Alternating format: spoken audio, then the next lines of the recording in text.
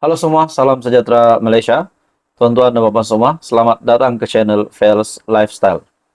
Saudara-saudara, satu kejutan besar kepada seluruh kepimpinan tertinggi PAS, seluruh pemimpin PAS dari presiden, timbalan presiden, dan semua jawatan-jawatan tertinggi serta ahli-ahli PAS.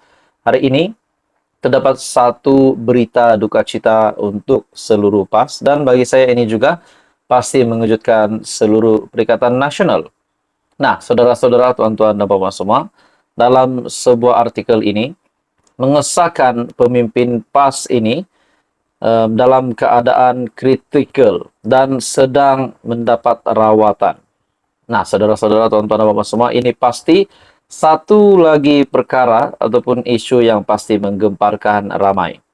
Di dalam sebuah artikel menyatakan adun belantik kritikal sedang dirawat di HSAH.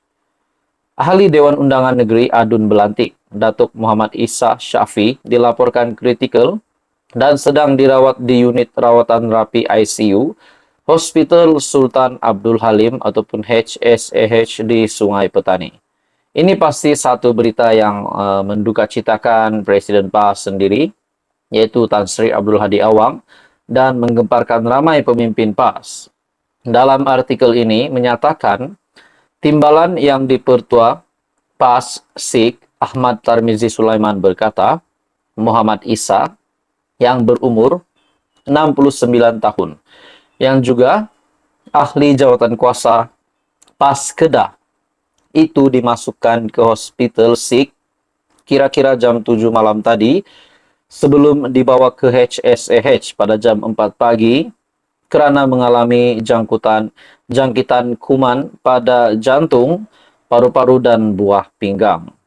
Menurut anak beliau, Ustaz Muhammad Isa, kelihatan lemah dan rebah di dalam bilik air di rumahnya di Kampung Jelutong, SIK lebih kurang jam 1.30 petang semalam sebelum dibawa ke hospital SIK dan kemudiannya dipindahkan ke hospital Sultan Abdul Halim. Keadaan kesehatannya lemah dan menurun sebelum doktor menidurkannya. Saya memohon orang ramai mendoakan beliau agar sembuh dan dapat terus berkhidmat kepada rakyat Belantik, katanya ketika dihubungi bernama. Ahmad Tarmizi yang juga ahli parlimen SIK berkata, pada masa ini orang ramai tidak dibenarkan melawat adun itu dan mengharapkan semua ahli keluarganya bersabar menghadapi ujian berkenaan. Beliau juga berkata, Muhammad Isa menjadi adun Belantik selama 3 penggal dan sebelum ini menghidap penyakit diabetes dan tekanan darah tinggi serta jantung. Nah, saudara-saudara, bagi saya ini satu berita yang pasti mendukacitakan ramai, terutamanya kepada Presiden PAS sendiri, di mana salah seorang pejuang parti PAS sedang mendapat rawatan. Nah, menurut anak beliau, Ustaz Muhammad Isa kelihatan lemah dan rebah di dalam bilik air di rumahnya di Kampung Jelutong, lebih kurang jam 1.30 petang semalam sebelum dibawa ke hospital SIK dan kemudiannya dipindahkan ke hospital Sultan Abdul Halim. Keadaan kesehatannya lemah dan menurun sebelum doktor menidurkannya. Jadi saudara-saudara, kita harap supaya adun Belantik yang sedang kritikal ini akan kita harap akan mendapat kesembuhan lah secara menyeluruh supaya boleh berkhidmat kembali kepada rakyat. Jadi saudara-saudara, apa komen Anda? Teruskan bersama di dalam channel ini. Info padu, info hangat disediakan di dalam channel ini. Hai semua, salam sejahtera Malaysia. Selamat datang ke channel Fels Lifestyle. Seperti yang kita sudah tahu, bekas Perdana Menteri Dr. Mahathir akan bertemu dengan Datuk Seri Anwar Ibrahim di mahkamah. Ini berkaitan dengan ucapan Datuk Seri Anwar Ibrahim sebelum ini yang menurut Tun Dr. Mahathir adalah ditujukan kepada beliau dan juga kononnya kenyataan itu adalah berbau fitnah. Namun saudara-saudara, yang menghairankan saya, kenapa sehingga Datuk Seri Anwar Ibrahim akan bersama-sama dengan Dr. Mahathir di mahkamah. Kenapa tidak saja Perdana Menteri menarik balik kenyataan itu dan sanggup untuk bersemuka dengan Dr. Mahathir di mahkamah? Adakah itu juga adalah satu strategi Datuk Seri Anwar Ibrahim? Sebab sebelum ini Perdana Menteri pernah menyatakan beliau ada bukti bahwa memang pemimpin tersebut mengaut kekayaan semasa berkuasa. Nah, saudara-saudara, itulah persoalannya. Adakah semuanya akan didedahkan di mahkamah? Tapi tuan-tuan dan bapak semua, pada akhirnya Dr. Mahathir tiba-tiba dengan sebuah kejutan, tampil dengan sebuah kejutan yang amat dahsyat. Dr. Mahathir akhirnya mengambil keputusan untuk saman Perdana Menteri, menuntut ganti rugi sebanyak Rm150 juta.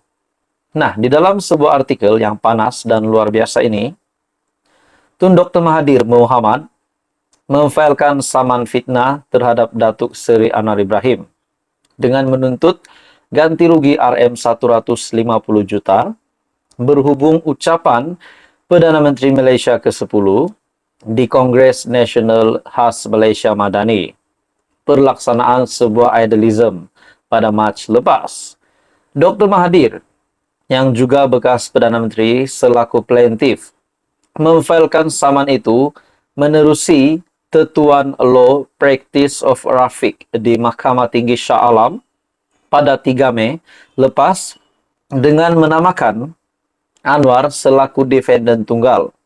Dalam pernyataan tuntutan, Dr. Mahathir mendakwa pada 18 Mac lepas, pengerusi Pakatan Harapan itu telah memberikan ucapan di Kongres berkenaan di Stadium Melawati, Shah Alam dan telah mengeluar beberapa kenyataan yang berbau fitnah bertujuan untuk menjatuhkan reputasi plaintiff. Menurut Dr. Mahathir, antaranya termasuk kenyataan kononnya plaintiff membolot harta untuk diberikan kepada anak-anak dan keluarganya, selain memberikan layanan khas atau mengutamakan individu-individu yang berpangkat tinggi. Persoalannya, saudara-saudara, apakah yang dinyatakan Datuk Seri Anwar Ibrahim itu benar? Dan begitu berani ya Perdana Menteri juga menyatakan bahwa beliau ada bukti. Adakah di sini Mahathir yang akan checkmate oleh Datuk Seri Anwar Ibrahim? Nah, itu akan menjadi persoalan dan itu akan menjadi sebuah isu dan jawabannya pasti ditunggu ramai oleh rakyat Malaysia termasuk saya sendiri. Dakwa Dr. Mahathir, kenyataan itu adalah tidak benar dan menjatuhkan image-nya sebagai seorang negarawan dan bekas Perdana Menteri. Oleh itu, plaintiff menuntut ganti rugi AM berjumlah Rm50 juta, ganti rugi teladan berjumlah Rm100 juta, dan perintah supaya defendant dengan serta-merta menarik balik semua kenyataan-kenyataan fitnah. Nah, pada akhirnya saudara-saudara, Dr. Mahathir masih mahu Datuk Seri Anwar Ibrahim untuk menarik balik kenyataan itu. Namun yang mengejutkan saya, Dr. Mahathir mendakwa kenyataan itu adalah tidak benar dan menjatuhkan image-nya sebagai seorang negarawan. Nah, beliau sudah sendiri mengaku beliau adalah seorang negarawan, namun ramai juga membuat spekulasi. Biarlah beliau terus menjadi negarawan, bukan menghentam kerajaan hari ini. Jadi saudara-saudara, tuan-tuan dan bapak semua, apa komen Anda? Teruskan bersama di dalam channel ini untuk info yang lanjut. Jangan lupa tekan butang like, share, dan subscribe. Info padu, info hangat disediakan di dalam channel ini.